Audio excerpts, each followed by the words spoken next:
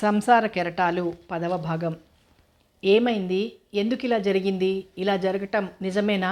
కల కాదు కదా అని ఒకసారి చెయ్యి గట్టిగా గిల్లి చూసుకుంది. వాస్తవమే అని తెలిసింది. నేనేమనుకున్నానో, చివరికి ఏం జరిగింది, ఎంత ఆశతో వెళ్ళానో, ఎంత భారంతో తిరిగొచ్చానో. సుభద్రలో ఎక్కడో తెలియని ఆరాటం, అర్థం లేని భయం, తను కోరుకున్న కోరిక తప్ప అనే అనుమానం. మనిషిని నమ్మి ఆ నమ్మకంలో ఉన్న ఆనందం తెలుసుకున్నాక అతని దుర్బోధలకు లొంగిపోయి తన నమ్మకాన్ని వమ్ము చేశాడంటే, ఏనాడో పగబట్టిన పాము ఇన్నేళ్ల తర్వాత తన జీవితంలో మళ్ళీ విషం కక్కిందంటే బాధ కాదు. తను ఈ లోకంలో పుట్టి లోకాన్ని ఏమాత్రం అర్థం చేసుకోలేని మనిషి. ఎంతైనా అతడు వెనుకటి గుణమేలమాను అన్నట్లు ఇప్పటికీ అంతే. ఆడపిల్లల జీవితాలతో, వాళ్ళ అందచందాలతో వ్యాపారం చేస్తున్నాడు. ఇంకా నయం, తను మేలుకొని బయటపడింది. అతడు అనే మాటలు అప్పుడైతే తనను బోధించటానికే అనుకుంది, కానీ అది నిజమని ఇప్పుడు తెలిసింది.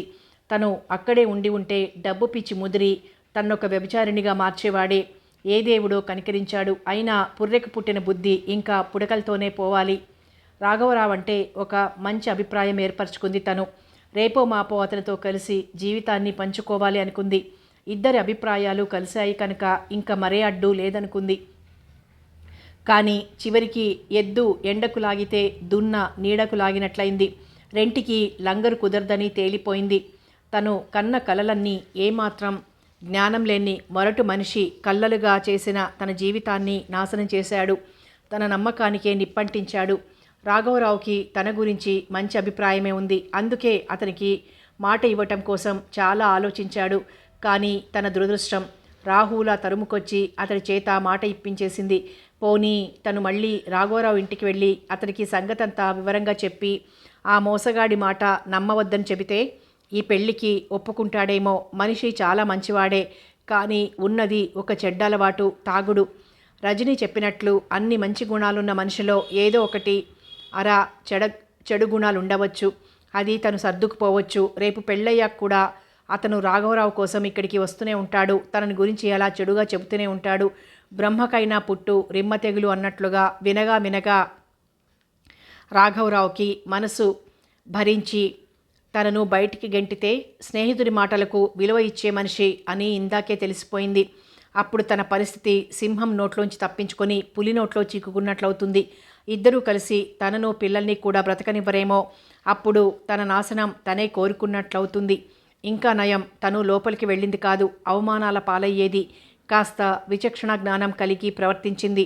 అక్కడికి వెళ్ళి వాళ్ల మాటలు వినటం నయమే అయింది. అయినా జీవితంలో అనుకున్నవి జరగకపోవడం, అనుకోనివి జరిగిపోవటం తనకి సర్వసాధారణమైపోయింది. ఈ పోరాటంలో తను బాగా అలసిపోయింది. గతాన్ని మర్చిపోయి జీవితాన్ని మధువనం చేసుకోవాలని ఆశపడింది తను.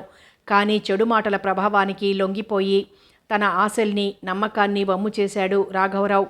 గోపాలం మాటలు, కస్తూరి మాటలు, తన ఒంటరితనం అన్నీ కలిసి ఎన్నో విధాల ఆలోచించాకే తన మేలు కోసమే అని కదా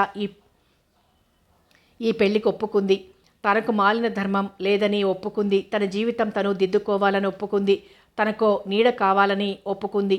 ఒక మగవాడి అండ తనకి అవసరమని ఒప్పుకుంది. కానీ ఈ ఆశల పోరాటంలో తను ఘోరంగా ఓడిపోయింది. అసలు ఎందుకీ గెలుపు ఓటమి? జీవితం అంటే ఏమిటి? ఒక మలుపులోంచి ప్రయాణించి మరొక మలుపును అందుకోవటమేనా? గమ్యాన్ని గుర్తించక నడిచిపోవటమేనా? గమ్యం తెలిసినా అందుకోలేని వాళ్ళు జారి పడాల్సిందేనా? ఇదెందుకు జరిగిందో తనకే తెలియదు. రేపు ఏం జరుగుతుందో తెలియదు. దేవుడు ఏం చేసినా నా మంచికే అని మాత్రమే తెలుసు. జరుగుతున్న సంఘటనలన్నీ కళ్ళున్న గుడ్డిదానిగా చూడటం తప్ప తనేం చెయ్యలేదు. జీవితంలో వచ్చే మార్పులతో నిర్లిప్తంగా రాజీ పడటమే తను చేయగలిగింది. తన జీవితానికి మొదలెక్కడో చివరెక్కడో తెలియకపోవటమే జీవితంలోని విచిత్రమేమో.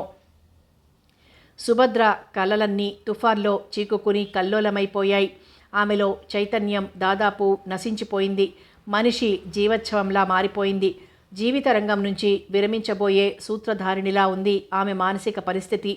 ఇంకా నయం, గోపాలానికి విషయం తొందరపడి ఉత్తరం రాయలేదు.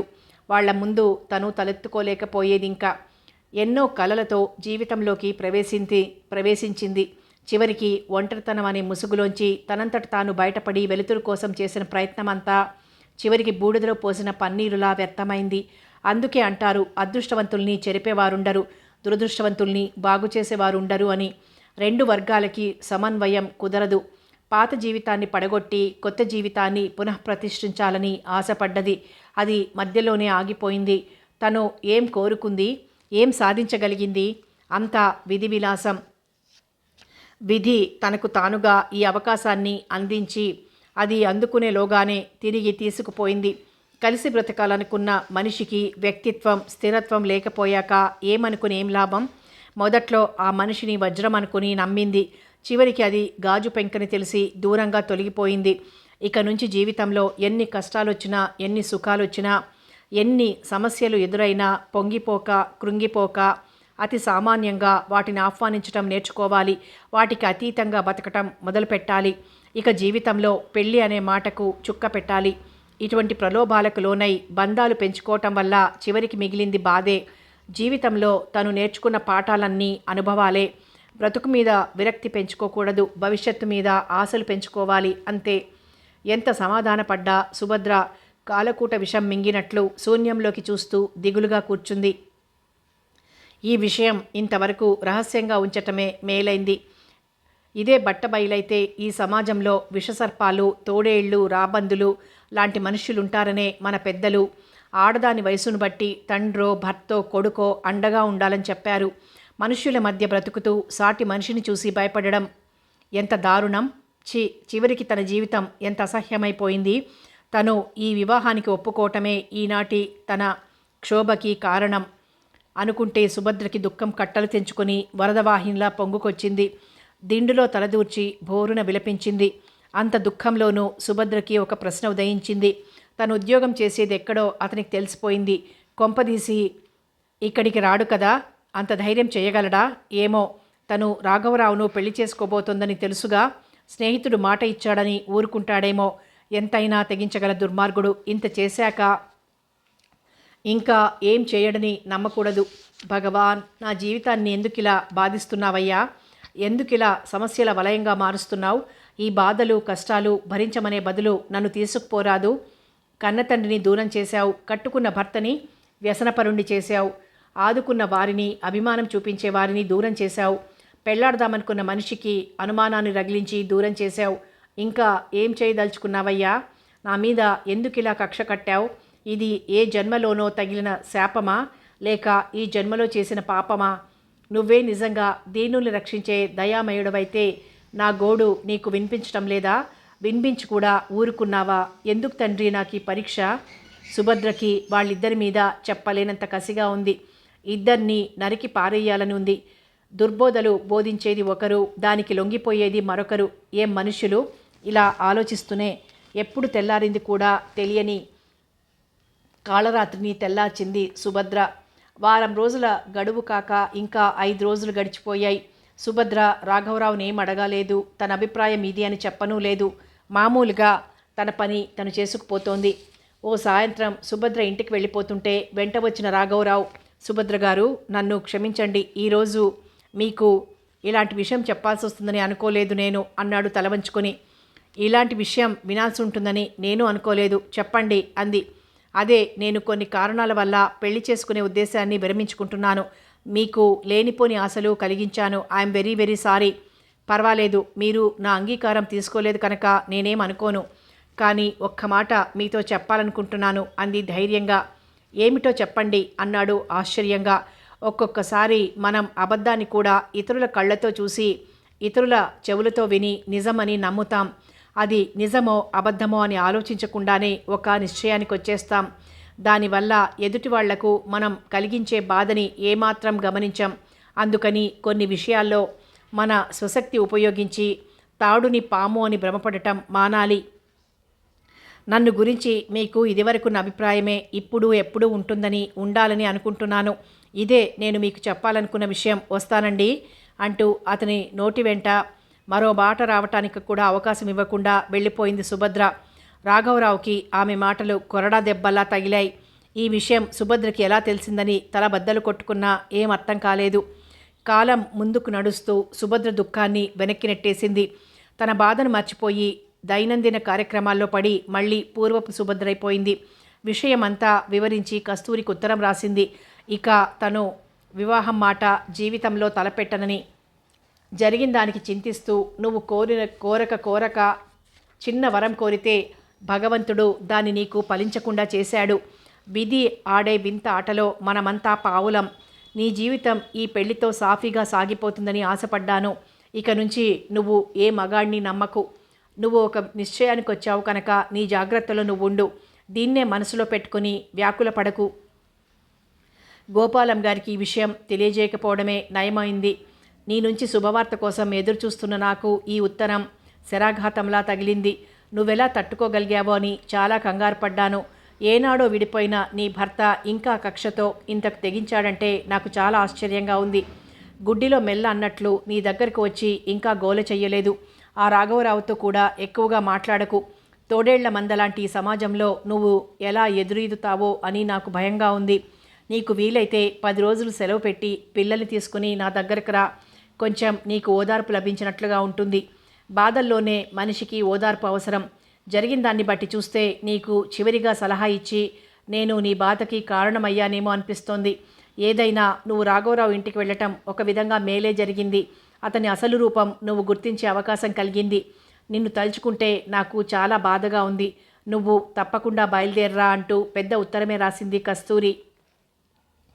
ఆ ఉత్తరం చదివాక కొంత స్వాంతన పొందినట్లయింది సుభద్రకి. కానీ గాయం అంటూ తగిలాక మానినా కొంత బాధ ఉండటం సహజం. కానీ దీని నుంచి సుభద్ర అనుకున్న దానికంటే తొందరగానే కోలుకుంది. వేరే ఆలోచనలకి తావు లేకుండా, మనసుకి శరీరానికి విశ్రాంతినివ్వకుండా ఏవో వ్యాపకాలు, తీరిక దొరకని పనులు చేస్తోంది సుభద్ర. లోకంలో అభాగ్యురాలు, దురదృష్టవంతురాలు అయిన సుభద్రకి సాటి మనిషిగా సానుభూతి, ఆప్యాయత లభించకపోగా హేళనలు, వెక్కిరింతలు ఎదురవుతూనే ఉన్నాయి. తగిలిన దెబ్బకే మళ్ళీ దెబ్బ తగులుతోంది. అలాంటి వాళ్ల మీద సానుభూతి చూపించి అయ్యో అనైనా అనకుండా తలో రాయి విసరటం, వినోదం చూడ్డం మన సమాజానికో వింత జాడ్యం. ఏడ్చే వాళ్ళని ఇంకా ఏడిపించాలని ఇంకా బాధించి హింసించటం మానవ నైజం. ఇటువంటివన్నీ సుభద్రకి ఎదురొస్తూనే ఉన్నాయి. నాకు కాదన్నట్లు తప్పించుకుంటున్న సాటి ఆడవారి నుంచి ఆమెకు కొన్ని అవహేళనలు తప్పటం లేదు. సాటి ఉద్యోగుల్లో కొందరి ప్రవర్తన అలాగే ఉంది. దొరికితే దొంగలు, దొరక్కపోతే అంతా దొరలే. అన్నీ మౌనంగా చిరునవ్వుతో భరించటం అలవాటు చేసుకుంది. ఆఫీస్లో చాలామంది పాతవాళ్లు పోయి కొత్తవాళ్ళు వచ్చారు. మేనేజింగ్ డైరెక్టర్ రిటైర్డ్ అయిపోయి కొత్త ఆయన వచ్చాడు. ఆయన సుభద్రని చాలా మెచ్చుకునేవాడు. ఆమె పనిలో ఆమె చూపించే శ్రద్ధ చూసి ఆమె విషయాలు అడిగి తెలుసుకుని సానుభూతి చూపించేవాడు. సుభద్రకి అదే ఊరట కలిగించేది. ఆఫీసులో ఉద్యోగులు మారటంతో వాతావరణంలో చాలా మార్పు వచ్చింది. ఇప్పుడు సుభద్రని ప్రతి వాళ్ళు గౌరవంగా పలకరించి మాట్లాడుతున్నారు. ఈ మధ్య రాఘవరావు పెళ్లి చేసుకున్నాడని వింది సుభద్ర. మనసులో కూడా అతని గురించి ఏమనుకోలేదు. రోజులు దొర్లిపోతున్నాయి. రజని, గోపాలం దసరాకి పిల్లలను తీసుకురమ్మని, పాపను చూసినట్లుగా ఉంటుందని 4-5 ఉత్తరాలు రాయటంతో బయలుదేరక తప్పలేదు. తనకి కొంచెం స్థలం మార్పు అవసరం అనుకుని రజనీ కూతురికి ఒక ఉంగరం, మంచి గౌను కొనుక్కుని బయలుదేరింది సుభద్ర. అమ్మా అంటూ వీధిలోంచే గట్టిగా కేకలు వేశాడు రాజా. ఏమిట్రాది, అలా వీధిలోంచి అరుస్తున్నావేమిటి అంది ప్రశ్నార్థకంగా కొడుకు ముఖంలోకి చూస్తూ సుభద్ర. నీకివాళ 3 శుభవార్తలు తెచ్చానమ్మా అన్నాడు ఆయాసంగా ఊపిరి పీల్చుకుంటూ. ఏమిట్రా శుభవార్తలు, చెప్పు మరి, నాకు తొందరగా వినాలని ఆతృతగా ఉంది అంది సుభద్ర. చెల్లా ఏది అన్నాడు లోపలికి తొంగి చూస్తూ. అది స్నానం చేస్తోందిలే, ముందు నువ్వు చెప్పరా, దాన్ని కూడా రాని అమ్మా. అన్నయ్య నేను రెడీ, ఇంకా చెప్పేయి అంది కవిత లోపల నుంచి వస్తూ. మొదటిది, నాకు ఇన్కమ్ ట్యాక్స్ డిపార్ట్మెంట్లో ఉద్యోగం వచ్చింది. ఇదిగో ఆర్డర్ కాగితం. ఉద్యోగం ఈ ఊళ్ళోనే అన్నాడు కాగితం తల్లి చేతికిస్తూ. ఏది, నన్ను కూడా చూడని అంటూ తల్లి చేతిలోంచి కాగితం లాక్కుని చూసింది కవిత. హమ్మయ్య, ఎన్నాళ్ళకి నీ ప్రయత్నం ఫలించిందిరా. ఈ రోజు కోసం నేను ఎంతగానో ఎదురు చూస్తున్నాను. ఇవాళ్టికి నా కష్టాలు గట్టెక్కాయి అంది సంతోషంగా. రాజా వెంటనే ఈ విషయం మామయ్యకి ఫోన్లో చెప్పు. మన సంతోషంలో పాలు పంచుకునే వాళ్లలో ముఖ్యులు గోపాలం, రజని. ఆ విషయం అన్నయ్యకి నువ్వేం చెప్పక్కర్లేదులే అంది కవిత. చెప్పందే ఎలా తెలుస్తుందే అంది సుభద్ర తెల్లబోతూ.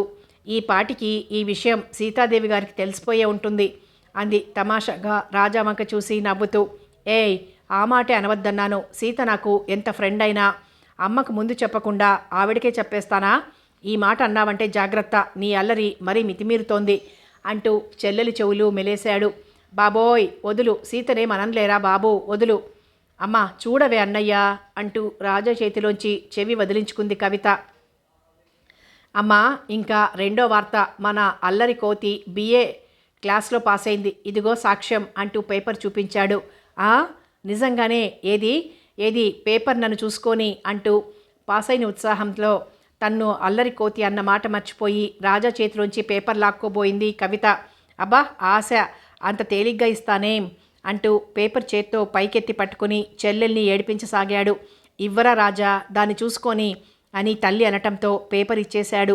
పేపర్లో తన నెంబర్ చూసుకుని మురిసిపోయింది కవిత. భగవంతుడా, ఇప్పటికీ నువ్వున్నావని నమ్ముతున్నానయ్యా. నీ దయ్యే లేకపోతే నేను ఈరోజు ఇలాంటి సంతోష వార్తలే వినేదాన్ని కాదు. నాన్న నన్ను భుజాల మీద కూర్చోబెట్టుకుని గోరుముద్దలు తినిపించటం, నా పెంకితనం, అల్లరి, నేనంటే ప్రేమ వల్ల ఏమనలేకపోవటం, పెళ్లి జరగడం, కొత్తలో ఆ ఇంట్లో వాళ్ల ప్రేమాదరణలు, తర్వాత వాళ్ల నిరాదరణ, ఆయన పెట్టే బాధలు, గోపాలం రజనీల ఆశ్రయం, తన చదువు, ఉద్యోగం, కస్తూరి పరిచయం, ఆమె స్నేహం, చివరికి ఇద్దరూ దూరమవటం, అందరి అవహేళనలు భరించటం, రాఘవరావు పరిచయం, పెళ్లి వరకు రావటం, అక్కడ భర్త వల్ల మళ్ళీ ఆటంకం, చివరికి పిల్లల చదువులు, రాజా ఉద్యోగం, ఇవన్నీ తలుచుకుంటే నిన్న మొన్నటి విషయాల్లా ఉన్నాయి. నేను పిల్లల కోసం ఇంత శ్రమపడ్డానంటే నాకే ఆశ్చర్యంగా ఉంది అనుకుంది లోపలే. అంతా నీ లీలలు స్వామి, ఇక దాన్ని ఒక అయ్య చేతిలో పెట్టేశానంటే నా బరువు దిగినట్లే. నీ దగ్గరకు ఎప్పుడు రమ్మని పిలిచినా సిద్ధమే స్వామి అంటూ గోడకున్న దేవుడి ఫోటోకి దండం పెట్టుకుంది ఆనంద బాష్పాలు రాలుతుంటే. ఆగమ్మా, అంత తొందర అయితే ఎట్లా? ఇంకా అన్నయ్య పెళ్ళి కావాలి, వదిన రావాలి, వాడి పిల్లల్ని నువ్వు చూడాలి, చదువు చెప్పాలి, వాళ్ళ పెళ్ళిళ్ళు నీ చేతుల మీదుగా అవ్వాలి, నీ విన్నపాలు వేడికోలు అప్పుడు అందాక ఏం తొందరలేదు అంది కవిత. అవునే కవిత, నీకు వాడికి ఒకేసారి పెళ్ళిళ్ళు చేస్తే ఇద్దరి పిల్లల్ని ఒకేసారి చూడొచ్చు. దాని మాటలు నువ్వు పట్టించుకోకమ్మా, అదట్లాగే వాగుతుంది. ముందు దీని పెళ్లి మాటే ముఖ్యం అన్నాడు ఖచ్చితంగా. ఏం కాదు, నీ పెళ్ళే ముందు, నాకంటే నువ్వు పెద్దవాడివి, నీ తర్వాతే నాకు. ఆ వచ్చే వదిన తాటకో రాక్షసో తేల్చుకోవద్దు, ముందే నేను వెళ్ళిపోతే ఎట్లా అంది పకపక నవ్వేస్తూ. ఏమిటే నీ అల్లరి మరీను, వాడినట్లా ఏడిపిస్తావెందుకు అంటూ కొప్పడింది సుభద్ర. ఆ తాటకి సంగతి తర్వాత తెలుసుకోవచ్చు, ముందు మారీచుడి సంగతి గురించి కాస్త విను తల్లి అన్నాడు కోపంగా రాజా. ఏమిట్రా ఆ ఉత్తరం ఎక్కడి నుంచి? చెప్తానమ్మా అంటూ కవరు విప్పి తల్లికిస్తూ, ఇది గోపాలం మామయ్య రాశాడు. మన కవితకి అందమైన పెళ్లి కొడుకుని చూశాట. వివరాలన్నీ నీకు నచ్చినట్లయితే పెళ్లివారిని వెంట పెట్టుకుని అత్తయ్య మామయ్య వస్తారట. మరి సీతో అంది కవిత. నోర్మయ్, ఆ సంగతి నాకు తెలియదు అన్నాడు గంభీరంగా. అయినా అది రాకుండా ఎట్లా ఉంటుందిలే అమ్మా, అన్నయ్యకి అసలు సంతోషమంతా సీత వస్తుందనే అని గబాల్న తల్లి వెనక దాక్కుంది కవిత. నిన్ను నిన్ను అంటూ కొట్టబోయిన అన్నగారిని తప్పించుకుని లోపలికి పారిపోయింది. అయితే పెళ్ళికొడుకు వివరాలేమిట్రా అంది సుభద్ర కళ్ళజోడు పెట్టుకోకపోవటం వల్ల ఉత్తరం రాజానే చదవమంది. అమ్మా, నేను మా ఫ్రెండ్ ఇంటికి పోతున్నానే, పాస్ అయ్యానని అందరితో చెప్పొస్తా అంది చెప్పులు వేసుకుంటూ. ఆ వార్తతో పాటు నీకు పెళ్లి చూపులని కూడా చెబుదూ గాని కాస్త ఆగి వివరాలు వినిపో అన్నాడు రాజా. చూడమ్మా అన్నయ్య మరీను, ముందు రేపు రాబోయే వదిన వివరాలు చెప్పొస్తాలే అంటూ వెళ్ళిపోయింది. దీనికి ఏళ్ళు వస్తున్నాయి కానీ ఇంకా చిన్నతనం చిలిపితనం మాత్రం పోలేదు. రేపు పెళ్ళైతే ఎట్లాగో అంది సుభద్ర. ఇంకా కవితకి ఏమంత వయసు వచ్చిందనమ్మా, అది ఇంకా చిన్నపిల్లే, ఒక్క క్షణం ఇంట్లో లేకపోతే తోచదు మనకి అన్నాడు రాజా. ముందు ఉత్తరం చదివి చెప్పు రాజా. గోపాలం ఏం రాశాడు? అబ్బాయికి 26 ఏళ్లట, మంచి ఉద్యోగమని రాశాడు. వాళ్ళ నాన్న రిటైర్ అయ్యాట, 4 ఆడపిల్లలు 3 మగపిల్లలు, ఇతనే పెద్దవాడట. కట్నం మీద పెద్దగా ఆశ లేదట. ఈ సంబంధం నీకు అంగీకారమైతే వాళ్లను తీసుకొస్తాను, ఏ విషయం వెంటనే ఉత్తరం రాయమని రాశాడు. సంబంధం బాగానే ఉందిగా, తీసుకురమ్మని ఉత్తరం రాయనా మరి అన్నాడు రాజా. ఇంతకాలం మన బ్రతుకేదో మనం బ్రతికాం, రేపు రాబోయే పెళ్లివారు మీ నాన్నను గురించి అడిగితే ఎందుకు మిమ్మల్ని దూరం చేసుకున్నారంటే ఏం చెప్పటం అంది సుభద్ర దిగులుగా. ఎందుకు అడుగుతారమ్మా, వాళ్ళకి కావాల్సింది పిల్ల, మిగతా వివరాలతో వాళ్ళకేం పని? నీకు తెలియదు రాజా, పెళ్ళి అంటే ఇటు 7 తరాలు అటు 7 తరాలు చూస్తారు. సాంప్రదాయం, వంశం, గౌరవం అన్నీ అడుగుతారు. ఇంకా ఈ రోజుల్లో అలాంటి చాదస్తులు ఎవరుంటారమ్మా? వాళ్ళకి పిల్ల కావాలి కానీ ఆ పిల్ల తండ్రి కాదు. ఏమోరా, వచ్చిన సంబంధానికల్లా ఏం చెప్పాలో ఏమో. ఇంతకాలం అంటే ఎలాగో గుట్టుగా ఈ సంగతి దాచిపెట్టాం, కానీ ఇప్పుడు ఆ వివరాలు చాలా ముఖ్యం వచ్చేవాళ్లకు. దీన్ని గురించి నువ్వేం దిగులు పడకమ్మా. ఈ పాటికి గోపాలం మామయ్య వాళ్ళకి ఏదో ఒకటి చెప్పే ఉంటాడు. అలా కాని పక్షంలో నాన్న సన్యాసం పుచ్చుకొని హిమాలయాల్లో తపస్సు చేసుకుంటున్నాడని చెబుదాం. వాళ్ళేం వెళ్ళి వెతుక్కొస్తారా అన్నాడు ఆవేశంగా. అలా ఆవేశపడకు రాజా, మన బాధలు ఎదుటి వాళ్ళకేం అర్థమవుతాయి? అమ్మా, వాళ్ళకి అర్థం అయినా కాకపోయినా జరిగిన విషయం ఇది అని చెప్పేస్తే సరి. ఇష్టమైతే చేసుకుంటారు, లేకపోతే పోతారు. అంతేలే, ఉన్న నిజాన్ని ఎలా దాచిపెట్టగలం? ఈ విషయం గురించి నువ్వేం భయపడకమ్మా. ఏది ఎట్లా జరగాల్సి ఉంటే అట్లాగే జరుగుతుంది. దేశంలో నువ్వు ఒక్కదానివైనా భర్త వదిలేసిన భార్యవు. నీలాంటి వాళ్ళు దేశంలో 1,00,000 మంది ఉన్నారు. వాళ్ళ పిల్లల పెళ్ళిళ్ళన్నీ ఆగిపోతున్నాయా? అందాక దేనికి? నా ఫ్రెండ్ ఒకతను మన ఇంటికి వస్తూ ఉంటాడే, ఫణి అన్న అబ్బాయి, వాళ్ళమ్మ వీళ్లను వదిలేసి ఎవరితోనో లేచిపోయింది 10 ఏళ్ల క్రితం.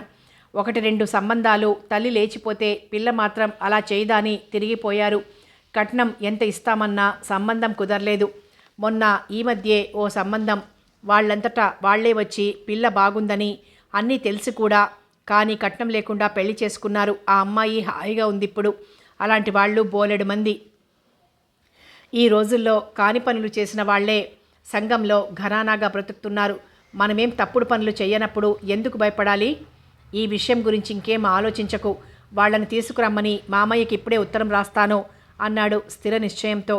అలాగే కానీ రజనీని, సీతని కూడా తీసుకురమ్మని రాయ్.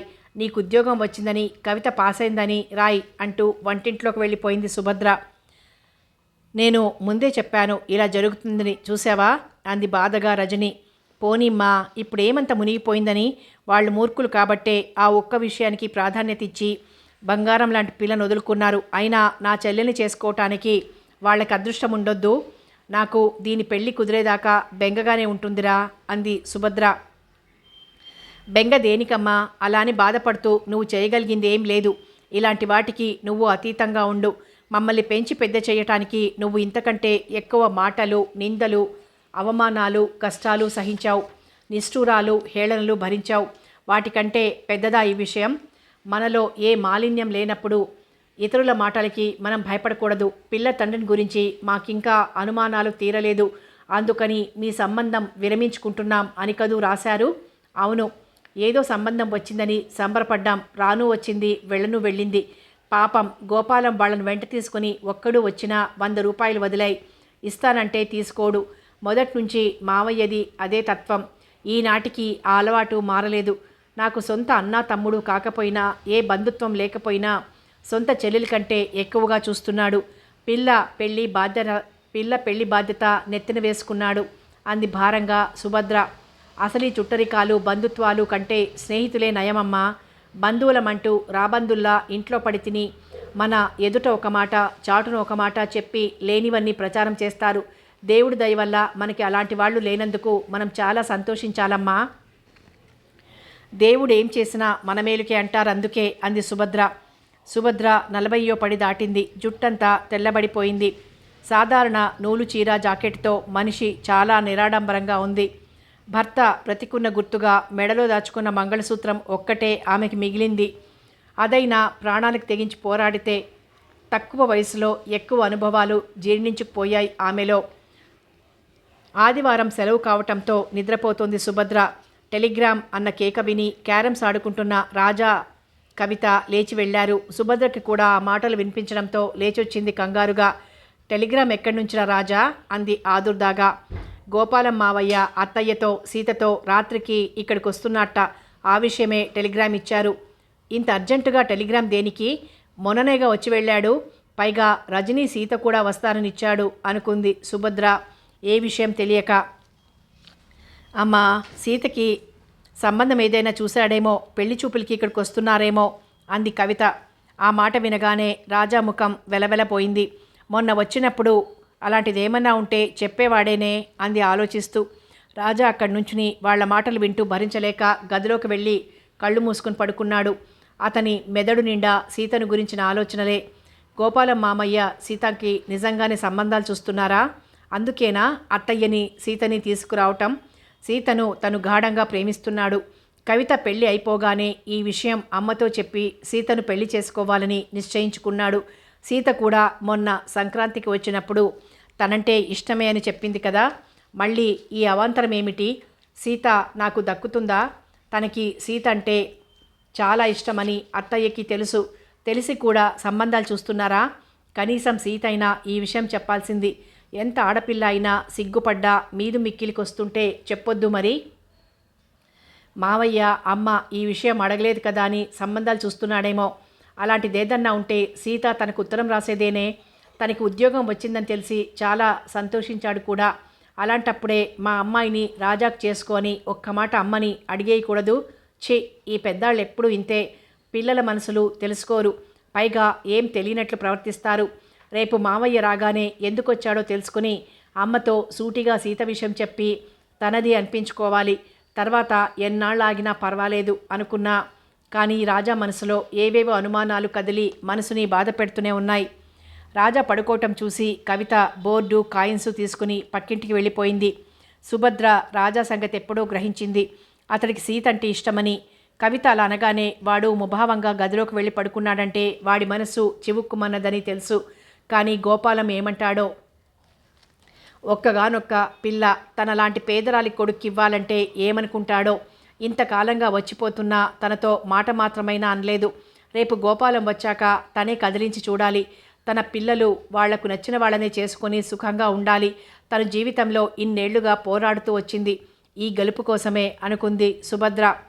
ఏమిటి ఇల్లంతా సైలెన్స్గా ఉంది, పిల్లలేరి అన్నాడు గోపాలం లోపలికొస్తూ. అతని వెనకే రజని సీత వచ్చారు. రా అన్నయ్య, రా రజని అంటూ లోపలికి ఆహ్వానించింది సుభద్ర. రాజా కవిత ఏరి సుభద్ర అంది రజని. రాజా పడుకుని నిద్రపోతున్నాడు. కవిత పక్కింట్లో ఉంది. సీత, దాన్ని రాజాని పిలుచుకురమ్మా అంటూ వాళ్ళకి కాఫీలు తేవటానికి వెళ్ళింది. రజనీ కూడా ఆమెను అనుసరించింది. మావయ్య వచ్చేశాడే అంటూ కవిత పరుగున వచ్చింది సీత చేయి పట్టుకొని. వాళ్ల హడావుడికి మెలకు వచ్చిన రాజా లేచి బయటకొచ్చాడు. ఏమిట్రా రాజా, ఒంట్లో బాగాలేదా? అలా ముఖమంతా పీక్కుపోయిందేం అన్నాడు గోపాలం రాజా వంక పరీక్షగా చూస్తూ. అన్నయ్యకి నీ టెలిగ్రామ్ వచ్చినప్పటి నుంచి జబ్బు చేసింది పాపం అంది నవ్వుతూ కవిత. ఛీ, ఏం మాటలే అవి అంటూ కూతుర్ని కోప్పడింది సుభద్ర.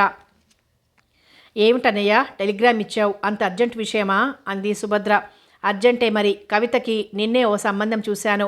వాళ్ళు రేపే పిల్లని చూస్తామన్నారు. మిమ్మల్ని రమ్మని అందామనుకున్నాను, కానీ వాళ్లే ఇక్కడికి వస్తామన్నారు. మరీ మంచిది అనుకుని బయలుదేరాం. వాళ్ళకి మన విషయాలన్నీ చెప్పావా అంది సుభద్ర. అన్నీ ఉన్నవి ఉన్నట్లుగా చెప్పాను. వాళ్ళు సరే అన్నారు, అందుకే రమ్మన్నాను. అదా విషయం, నేనేమిటో అనుకొని మదనపడ్డాను అన్నాడు రాజా తేలిగ్గా ఊపిరి పీల్చుకొని. అవును, విషయం కవితదైతే నువ్వెందుకురా మదనపడటం అన్నాడు ఆశ్చర్యంగా గోపాలం. అసలు విషయం వేరే ఉందిలే మావయ్య అంటూ గట్టిగా నవ్వి సీత చెవిలో ఏదో చెప్పింది కవిత. నోర్ముయ్యవే, రేపు పెళ్లివారు వస్తున్నారు నీకు అన్నాడు రాజా కొంటెగా. టెలిగ్రామ్ అనగానే హడావుడి పడ్డాంలే ఏమిటో అని అంది సుభద్ర. నేను అంటూనే ఉంటాను, ఎప్పుడూ టెలిగ్రామ్ ఇవ్వకండి, కంగారు పడతారని అంది రజని. ముందు రేపు బయలుదేరొద్దామనుకున్నాను. నువ్వు ఆఫీస్కి సెలవు పెడతావు కదా అని ఆఫీస్ నుంచే టెలిగ్రామ్ ఇచ్చాను. ఇంటికొచ్చాక ఇవాళ బయలుదేరదామన్నారు అన్నాడు గోపాలం. అక్కడికి ఆదుర్ద మాకే అయినట్లు, నాన్నగారికేం తొందర లేనట్లు. అసలు తొందరంతా నాన్నగారికి అత్తయ్యా అంది సీత. కొంతసేపు కబుర్లు చెప్పుకున్నారు. వంటైంది, భోజనాలకు లేవండి అని సుభద్ర హెచ్చరించడంతో అంతా వంటింట్లోకి నడిచారు. కవితకి పెళ్లి చూపులకి అలంకరిస్తోంది సీత. లేత నీలిరంగు ఊలి ప్రింటెడ్ చీర, మ్యాచింగ్ బ్లౌజు, బారెడు జడ, దాని నిండా మల్లెపూలు, నుదుట దోసగింజంత బొట్టు, ఒక చేతికి వాచి, మరో చేతికి 2 బంగారు గాజులు, మెళ్ళో లాకెట్ చైనుతో. కవిత అందం ఎదుటి వాళ్ళని మొదటి చూపులోనే ఆకట్టుకునేటట్లుగా ఉంది. కవితను చూస్తూ సుభద్ర తన కళ్ళని తనే నమ్మలేకపోతోంది. కవిత తన కూతురు ఇంత అందగత్తా? రాజా బారెడు పొడవుగా పచ్చని పసిమిరంగుతో వంకీల జుట్టు, నుదుట మీద పడి కోటేర్లాంటి ముక్కు, తెల్లని పల్లవరస, చెక్కు చెదర్ని చిరునవ్వు, కొంటెదనం కళ్లల్లో కాపురం పెట్టినా ప్రత్యేకత ఏమి అనిపించదు తనకి. కవితను చూస్తుంటే తన కూతురికి పెళ్లి కాదన్న భయం అనిపించటం లేదు. దాన్ని చూస్తే ఎవరైనా కళ్ళకద్దుకుని మరీ చేసుకుంటారు. ఇన్నాళ్ళు ఈ అందం అంతా ఏ మూల దాక్కుందో అనుకుంది సుభద్ర. ఆడవాళ్లు ముస్తాబంటూ 3 గంటలు తినేస్తారు, అయిందా? ఇంకా ఏమైనా మిగిలుందా? అవతల వాళ్ళొచ్చే టైం అయిపోతోంది అంటూ కంగారు పెట్టేశాడు రాజా. అబ్బబ్బా, ఏమిటి హడావుడి, అప్పుడే వచ్చేశారా? అంది సీత కోపంగా రాజా వంక చూస్తూ. ఇంకా రాలేదులే, వచ్చేస్తూ ఉంటారు అన్నాడు తమాషాగా కళ్ళెగరేస్తూ. వస్తూ ఉంటారు కదా, రాని. మీ మగాళ్ళకైతే మొహం కడుక్కొని పౌడర్ రాసుకుని క్రాఫింగ్ దువ్వేసి ప్యాంటు షర్టు తొడుక్కుని రెడీ అంటారు. ఆడవాళ్ళ అవస్థ నీకేం తెలుసు? నిజానికి జడబేసుకోవాలంటే 15 గంట టైం పడుతుంది, బొట్టు పెట్టుకోవాలంటే 10 నిమిషాలు, చీర కట్టుకోవాలంటే అరగంట. ఆపు తల్లి నీ గంటల వివరణ, పంచాంగం. ముందు త్వరగా తెమలండి, సావిట్లో చేపలు వేసి ఫ్లవర్ వాజు టీపాయ్ మీద పెట్టు అన్నాడు ఆర్డర్ వేస్తూ. ఏం, నేనే చెయ్యాలా పని? అంది సీత. నువ్వు కాకపోతే ఇంకెవరు చేస్తారు? నువ్వు చెయ్యి.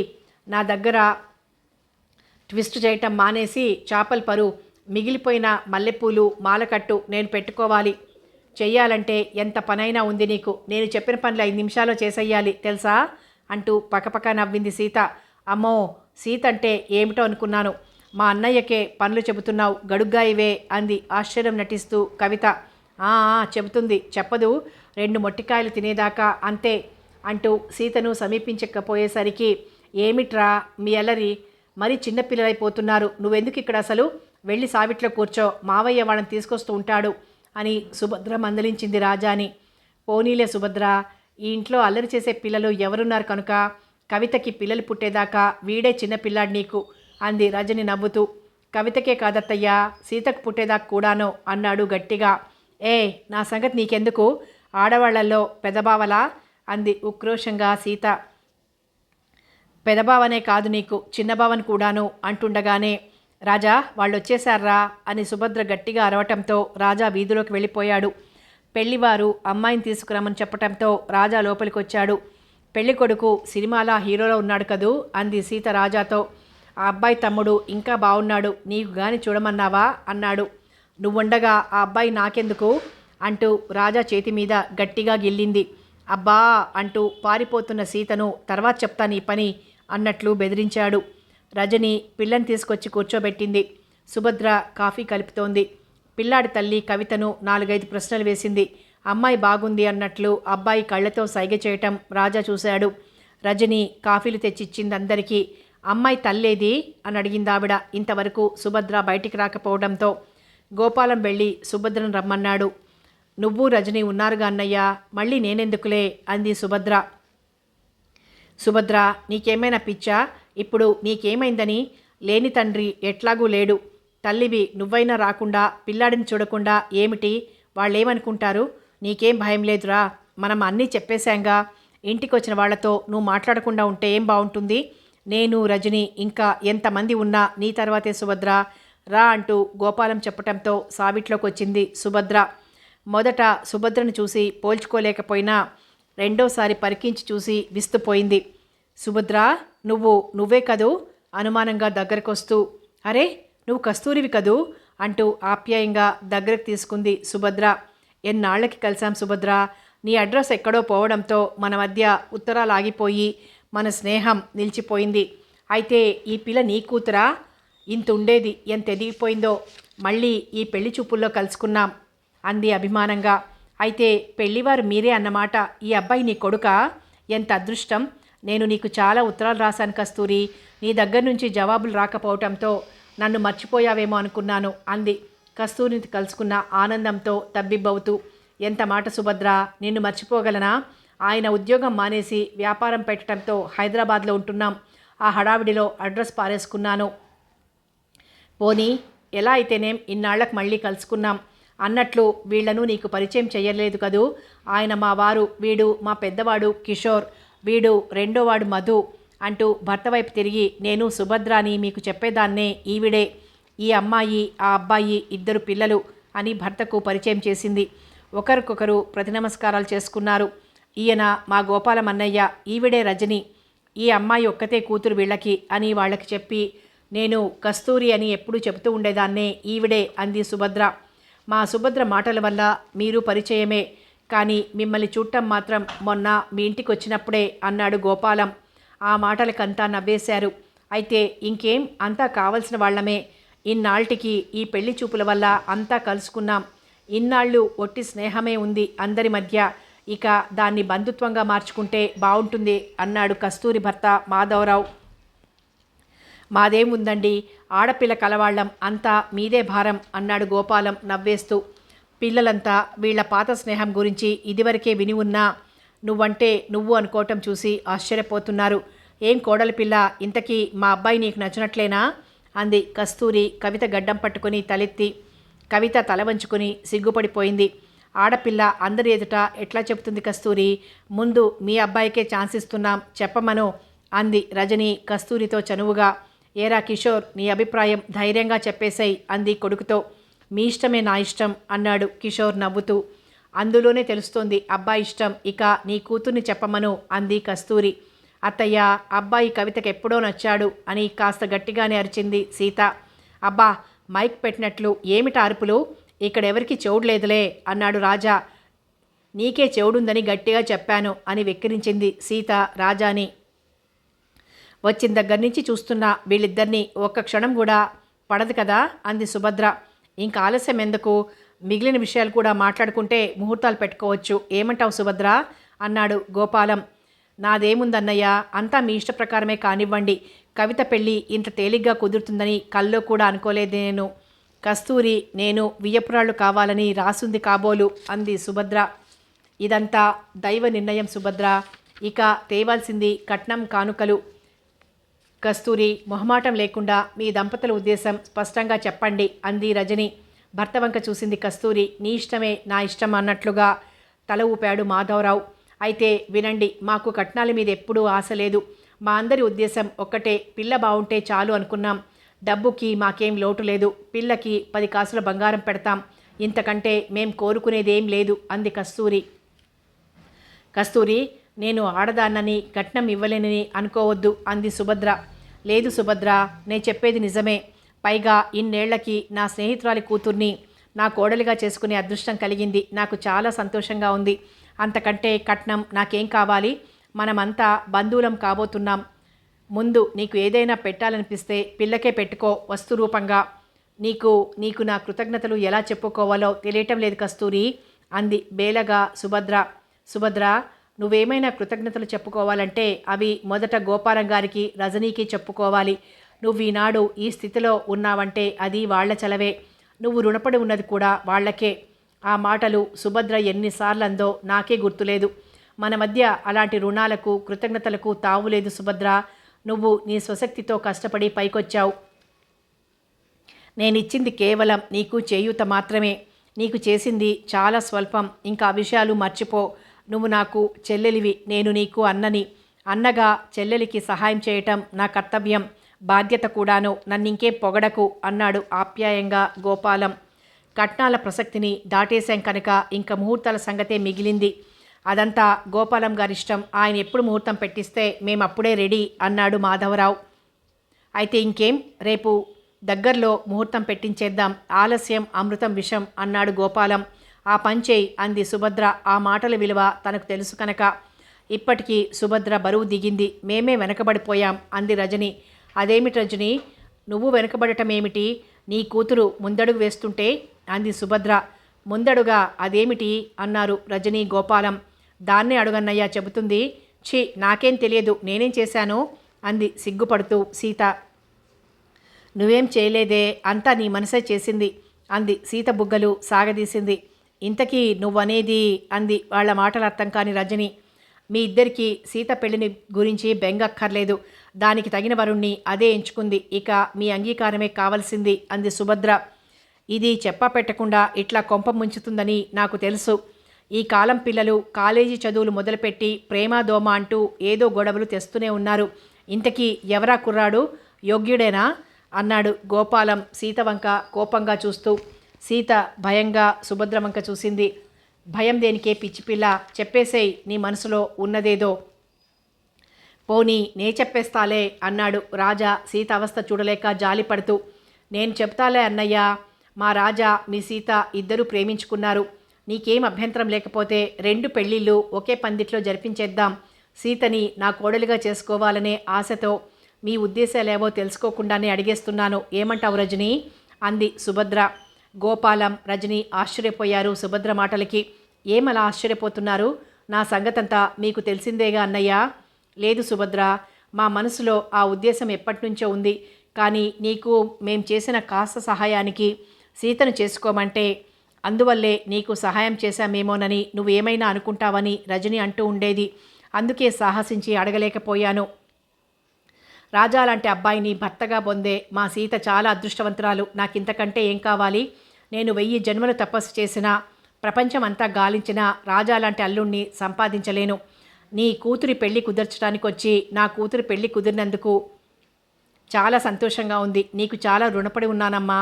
నీ మనసు ఎంత గొప్పదో నాకు బాగా అర్థమైంది అన్నాడు వాత్సల్యంగా గోపాలం. మాకున్నది ఒక్కతే పిల్ల, కట్నం కానుకలకేం లోటు చెయ్యం అంది రజని. ఎంత ఇవ్వగలవత్తయ్యా అన్నాడు రాజా. ఏం కావాలో ఎంత కావాలో కోరుకో అల్లుడు అంది రజని. నీ కూతురు పెంకిది, అలాంటి దాన్ని ఎవరూ చేసుకోరని జాలిపడి మావయ్య భారం తగ్గిద్దామని సరే అన్నాను. పిల్ల నాకంత నచ్చకపోయినా ఏదో 1,00,000 రూపాయల కట్నం, అంబాసిడర్ కారు, ఫ్రిడ్జు ఇట్లాంటి ఖరీదైన సామాన్లు ఇస్తారని ఒప్పుకుంటున్నాను అన్నాడు రాజా. అమ్మో ఎంత ఆశో అంది రజని. గోపాలం రాజా మాటలకి పకపకా నవ్వాడు. రజని, నాకు ఒక్కగానొక్క కొడుకు, కట్నం కానుకలు లేకుండా చేసుకుంటే ఏం బాగుంటుంది అంది సుభద్ర. ఆ మాటలకంతా తెల్లబోయారు. సుభద్ర అలా మాట్లాడుతుందని అనుకోలేదు కనుక. చెప్పు సుభద్ర అంది రజని సుభద్ర వంక పాలిపోయిన మొహంతో చూస్తూ. ఏమిటలా చూస్తావు? కావలసిన వాళ్లే కదా, వాళ్లే అడిగారని కట్నం ఎగేద్దామనుకుంటున్నావా? కస్తూరి మా దగ్గర ఎంత కట్నం తీసుకుంటుందో అంతకు 2 రెట్లు ఇస్తేనే ఈ పెళ్లి జరగటం ఉంది అంది. ఆ మాటలకు అంతా నవ్వేశారు. ఇల్లు మారుమోగేటట్లు అందరి హృదయాలు తేలికపడ్డాయి. అమ్మో, మా సుభద్ర ఇంత తెలివి కలదనుకోలేదు అంది కస్తూరి. ఇంకెవరికుంటాయి ఆ తెలివితేటలు? అదిగో అన్నీ ఆ అన్నగారివే అంది రజని గోపాలాన్ని చూపించి. చూసావా కస్తూరి, నువ్వు కట్నాల ప్రసక్తి తేవద్దంటే రజని ఎట్లా అందో, మరి నన్ను అన్నీ మర్చిపోమని వాళ్లే నిన్ను పొగుడుతున్నారు. మీ అన్న చెల్లెళ్ళిద్దరూ ఒక్కటే, మేమేం ఏం చెప్పినా వింటారా అంది రజని. ఇంతకీ సుభద్ర చాలా అదృష్టవంతురాలు. పెళ్లి చూపులతో కోడల్ని అల్లుణ్ణి కూడా సంపాదించేసుకుంది అంది కస్తూరి. నిజమే కస్తూరి, నేను చాలా అదృష్టవంతురాల్ని. నా పిల్లల విషయంలో మొదటి నుంచి అన్నయ్య, రజని వాళ్ళని అలాగే చూశారు. మీతో కలిసిన స్నేహం ఇలా బంధుత్వంగా ముడిపడుతుందని ఏనాడైనా అనుకున్నానా? నన్ను అర్థం చేసుకునే మనుషుల్లో నేను ఒకదానిగా కలవబోతున్నాను. నేను నా పిల్లలు చాలా అదృష్టవంతులం అంది కళ్ళ నుండి ఆనంద బాష్పాలు రాలుతుంటే. అయితే ఒక్క మాట, ఇంకా మన మధ్య తీరిపోని రుణాలు, చెప్పుకోవలసిన కృతజ్ఞతలు ఇంకేం లేనట్లేగా అన్నాడు గోపాలం. మళ్ళీ నవ్వుల జల్లు కురిసింది.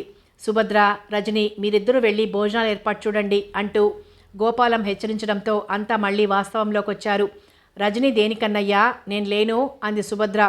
నువ్వు ఇప్పుడు ఆడపడుచువి, వియ్యపురాలివి, నువ్వు కూర్చొని రజనీకి ఆర్డర్లు వెయ్యాలి అన్నాడు గోపాలం. అలా అంటే ఊరుకోను సుభద్ర. నీకు కస్తూరి వాళ్ళు మగపెళ్లివారైతే నాకు మీరు మగపెళ్లివారు.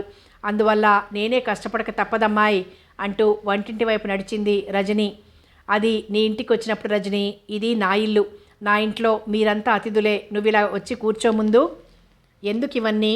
కతికితే అతకదంటారు. మేం రాత్రికి వెళ్ళిపోతాం అన్నారు కస్తూరి, మాధవరావు. అది మీరు పరాయి వాళ్ళు అయినప్పటి మాట. ఇప్పుడు అంతా బంధువులం, అందువల్ల అలా అనుకోవద్దు. రేపు శాస్త్రులు గారిని పిలిచి 2 ముహూర్తాలు పెట్టాకే ఎవరిళ్ళకి వాళ్ళు వెళ్ళటం. ఇంకెవ్వరూ నా మాటకు ఎదురు చెప్పొద్దు అంది సుభద్ర. సుభద్ర, నువ్వు మాత్రం కష్టపడ్డం ఎందుకు? నీ కోడలు నా కోడలు కలిసి మనకి విందు ఏర్పాటు చేస్తారులే. వంట వార్పు ఎంతవరకు వచ్చో మనకి తెలుస్తుంది అంది కస్తూరి. ఏం మాకు చేత కాదనుకుంటున్నారా? మా చేతి వంట రుచి చూశారంటే మేం వెళ్ళం బాబోయ్, ఇక్కడే ఉంటామని అనకపోతే చూడండి అన్నారు సీత, కవిత. నీ చేతి వంట తింటే మాత్రం మేమంతా హాస్పిటల్లో చేరాల్సిందే. ఏమంటావు మావయ్య అన్నాడు రాజా. నవ్వాడు గోపాలం ఏం చెప్పలేక. ఏయ్ కోతి బావా, వాళ్ల మాటేమో కానీ నీ సంగతి మాత్రం ఖాయం అంది సీత. మీరిట్లాగే మా వంటలయ్యేదాకా పోట్లాడుకోండి అంటూ సుభద్ర, కస్తూరి, రజని వంటింట్లోకి వెళ్ళిపోయారు. మనిషి ఒక్కొక్కసారి అత్యానందం కలిగినా అతి విచారం కలిగినా భరించలేడు. సుభద్ర పరిస్థితి అట్లాగే ఉంది. ఇప్పుడు పడుకున్న కంటి మీద కునుకు రావటం లేదు సంతోషంతో. కస్తూరి మాధవరావుని, రజనీ గోపాలాన్ని చూస్తుంటే తనకున్న లోటేమిటో స్పష్టంగా తెలిసిపోతోంది. ఆయన ప్రవర్తనే బాగుండి తను అక్కడే ఉండి పిల్లల పెళ్ళిళ్ళు కుదిరి తన పక్కన ఆయనుంటే తనకెంత గర్వంగా ఉండేదో. పిల్లలను చూసి ఆయన ఎంత మురిసిపోయేవారో. వాళ్ళకి ఆ అదృష్టం లేదు, తనకు ఆ భాగ్యము లేదు. కస్తూరి చాలా అదృష్టవంతురాలు. కొన్నాళ్ళు వాళ్ళ మధ్య ఎడబాటు కలిగిన తన తప్పు తెలుసుకుని భార్యను ఏలుకుంటున్నాడు మాధవరావు. ఇప్పుడు కస్తూరి కనుసన్నలలో మసులుతున్నాడు. రజనీ గోపాలం ఇద్దరినీ తను ఇన్నేళ్లుగా చూస్తున్నా వాళ్ళ మధ్య ఎలాంటి పొరపచ్చాలు లేకుండా హాయిగా ఉన్నారు. ఆడదానికి అదృష్టం అంటే ఎక్కడో లేదు. మనసుని అర్థం చేసుకునే భర్త దొరకడమే గొప్ప అదృష్టం. అది తనకి జన్మలో ఎటూ లభ్యం కాదు. తన కూతురు కూడా అట్లాగే అదృష్టవంతురాలు కావాలి. తనకి లేని అదృష్టం తన కూతురికి కలగాలి. తన బిడ్డలు సుఖంగా ఉండాలి. అదే తనకు ఆనందం. ఈ ఆనందం కోసమే ఇన్ని బాధలు భరించింది. సుభద్ర వయసులో ఉన్నప్పుడు జీవితాన్ని గురించి ఎన్నో కలలు కనేది. అలా కలలు కనటం, కోర్కెలు ఉండడం సహజం. కానీ అవి తలక్రిందులైనప్పుడు ఆత్మస్థైర్యాన్ని కోల్పోక జీవితాన్ని ఎదుర్కోవాలన్న ధైర్యం ఆమెకుండటం, ఆ ధైర్యాన్ని పెంచుకోవటం ఆమెలోని స్త్రీ పరిపూర్ణతను సంపాదించింది. కష్టాలకు కన్నీళ్లు కార్చటం, సుఖాలకు పొంగిపోవడం ఆమె మతం కాదు. లోకం పోకడని అర్థం చేసుకున్న సుభద్రలో స్త్రీ చాలా అనుభవం సంపాదించుకుంది. లోకం తెలియని పల్లెటూరి అమాయకపు పిల్ల జీవితంలో ఎన్నో ఊహించుకుని ఎదురు దెబ్బలు తిని ఉత్తముల సహాయం వల్ల తనకొక ఆధారం ఏర్పరచుకుని ఆత్మశాలినిగా ఉదాత్తంగా సంఘాన్ని ఎదిరించి పెను తుఫాను సంద్రంలో మునిగిపోయే తన జీవిత నౌకను గట్టుకు చేర్చుకున్న ధీశాలి సుభద్ర. ఆమె లాంటి స్త్రీ సంఘానికి ఒక మణిపూస.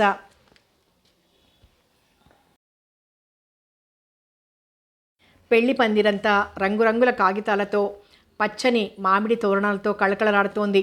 సీత, కవిత ఒకే రంగు పట్టు చీరలతో, కళ్యాణం బొట్లతో, బుగ్గన చుక్కలతో, పచ్చని పారాణి పాదాలతో, మల్లెలు కుట్టిన పూల జడలతో, చేతుల నిండా గాజులతో వచ్చి పెళ్లిపీటల మీద కూర్చున్నారు. కూతుర్ని, అల్లుణ్ణి, కొడుకుని, కోడల్ని చూస్తుంటే సుభద్రకి 2 కళ్ళు కాదు 1000 కళ్ళు కావాలనిపించింది. పురోహితుడు ముహూర్తం సమీపిస్తుందని హెచ్చరించగానే మంగళవాద్యాలు మారుమోగుతుంటే, మంత్రాలు చదువుతుంటే, పెద్దలు ఆశీర్వచనాలు పలుకుతుంటే రాజా సీత మెళ్ళో, కిషోర్ కవిత మెళ్ళో 3 ముళ్ళు వేశారు. అక్షింతలు వర్షపు జల్లుగా కురిశాయి.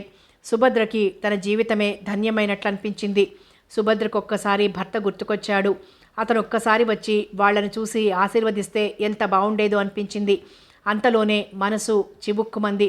ఎవరో వచ్చి పిలవడంతో ఆ ఆలోచన ఆమె మనసులోంచి దూరమైంది. అందుకే మనిషికి సంతృప్తికి మించిన సంపద మరొకటి లేదంటారు. తనకి పాదాభివందనం చేస్తున్న వాళ్లను లేవనెత్తిన సుభద్ర కళ్లల్లోంచి ఆనంద భాష్పాలు అవిరామంగా వర్షించాయి. సుభద్ర, ఇన్నాళ్లకి నీ కష్టాలు గట్టెక్కాయి. అనుకున్న లక్ష్యాన్ని సాధించగలిగావు. నీ అంత అదృష్టవంతురాలు మరొకరు ఉండరు. జీవితంలో ఎదురు దెబ్బలకు తట్టుకుని ఒక అంతస్తుకి చేరుకోగలిగావు. నీ కూతుర్ని మనసు మమత ఉన్న మనుషుల మధ్యకి పంపుతున్నావు. ఆప్యాయత అభిమానం ఉన్న ఇంట్లో పిల్లని నీ కోడలిగా తెచ్చుకున్నావు. నీకింకేం విచారం లేదు. శ్రీరామచంద్రులాంటి నీ బిడ్డ నీడలో జీవితం హాయిగా గడిపే సుభద్ర అన్నాడు గోపాలం. నిజమే అన్నయ్య, ఈ జీవితం ఒక సుడిగుండాల వలయం. దానిలో మునిగిపోయిన నాలాంటి వాళ్ళు ఆ వలయాల నుంచి తప్పించుకుని బయటపడటం అసంభవం. మీలాంటి మంచి మనసున్న వాళ్ళు నాకు అండగా నిలబడడం వల్ల ఆ వలయాలనన్నింటినీ వెనక్కి తోసేసి ముందుకు రాగలిగాను. అదే నాకు ఆనందం. ఇంతమంది ఆత్మీయుల సమక్షంలో ఇంకా నేను ఎప్పటికీ ఒంటరిదాన్ని కాను. ఈ శేష జీవితాన్ని మీ అందరి సన్నిధిలో ఏ చీకు చింత లేకుండా గడిపేస్తాను. నా పిల్లలిద్దరి పెళ్ళి కళ్ళారా చూశాక ఇన్నేళ్లకి నేను అనుకున్నది సాధించానని గర్వపడుతున్నాను అంటూ గోపాలం రజనీ కాళ్లకు నమస్కరించింది సుభద్ర. ఆమెను లేవనెత్తి అక్కురు చేర్చుకుంది రజని. ఇంకా లేవండి, అవతల అప్పగింతలకి వర్జం వచ్చేస్తోంది అంటూ కస్తూరి మాధవరావు హెచ్చరించడంతో బాహ్య ప్రపంచంలోకి వచ్చారంతా. పెద్దలను చూసిన 2 చిన్న జంటలు హాయిగా తృప్తిగా ఊపిరి పీల్చుకుని నవ్వుకున్నారు ఆనందంగా. సమాప్తం. సంసార కెరటాలు నవల సమాప్తం. మరో మంచి నవలతో